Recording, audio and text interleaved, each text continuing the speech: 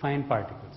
They tend to scatter light, they tend to form smog and fog formation, and so concern for finer particles has also come about on account of visibility impairment. So these are two major reasons why people have started more and more moving towards finer fractions. There is already a talk of PM1.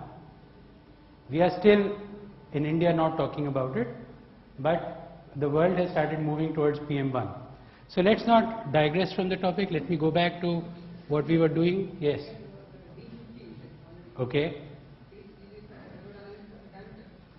D50 connotes that 50% efficiency at a particular size.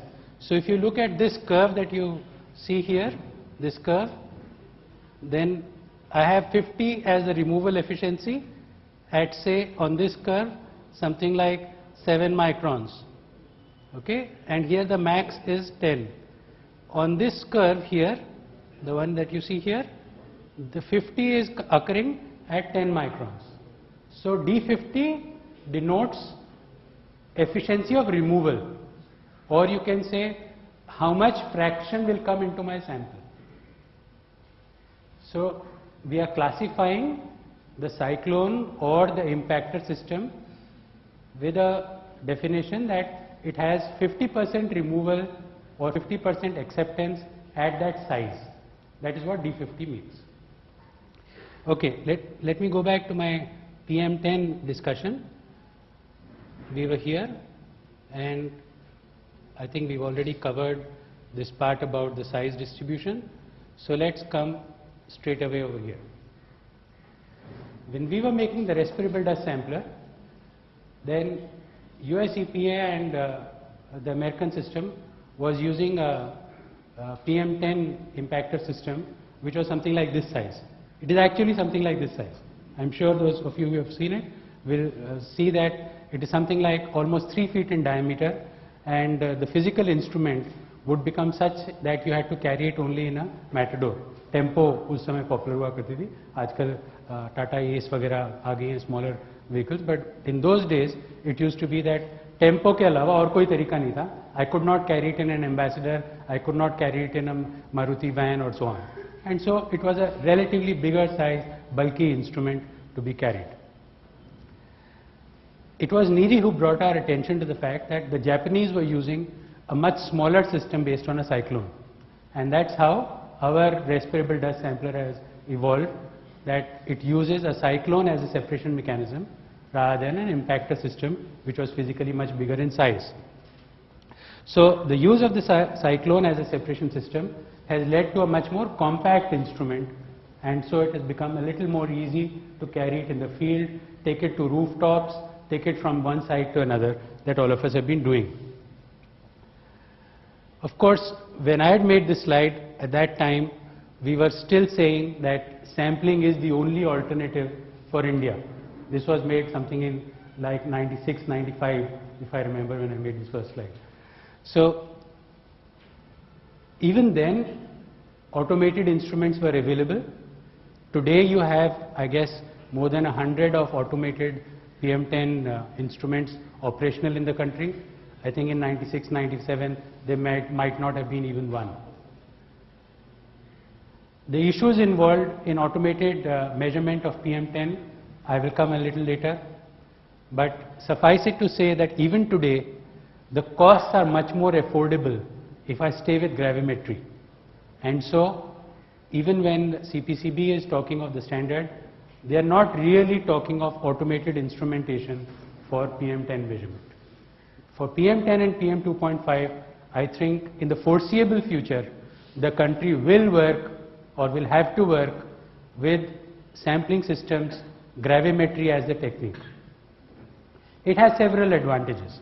We will, I think, be able to cover those. Of course, the costs are there.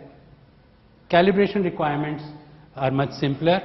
And then a physical sample becomes available for analysis of constituents. I think this is an important thing which in the morning you have seen, there's been some discussion. Heavy metal analysis kisme se kare? That filter paper which has come to you as a physical sample, that becomes your source for analysis of lead, arsenic, benzopyrene, and so on. So that physical sample is important for constituent analysis. Automated systems, whether they are light scattering or beta attenuation or TEOM, will not give you that flexibility of doing constituent analysis. So when we are talking of toxicity of particles, when we are talking of health impacts, we just don't want to know how many micrograms.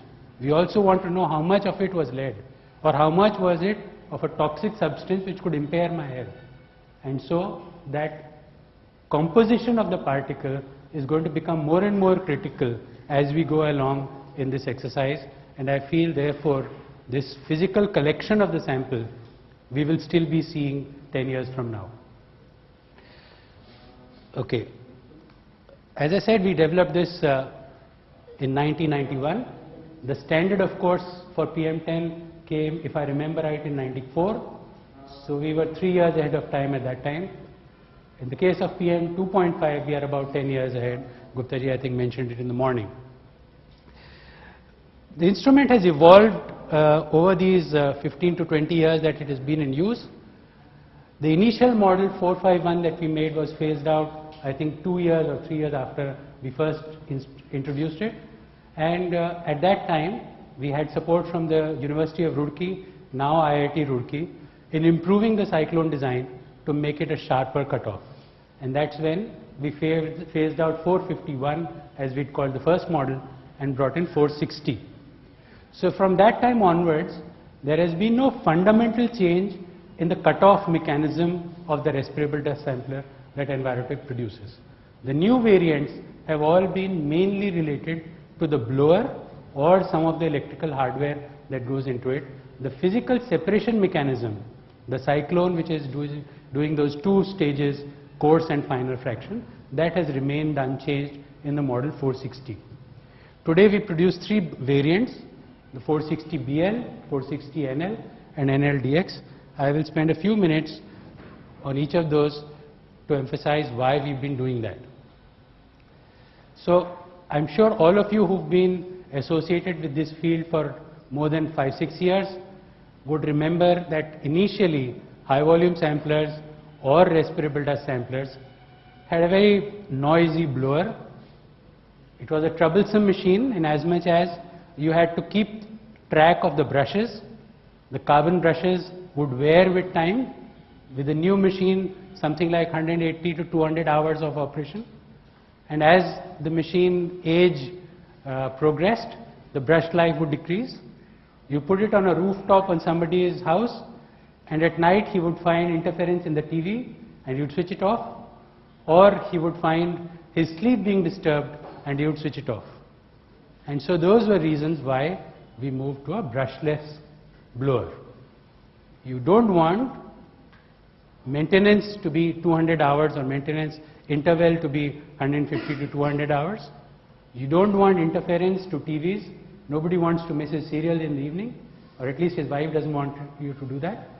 And so this interference with electronic systems at home or in the residence was an important reason why the brushless machine was produced.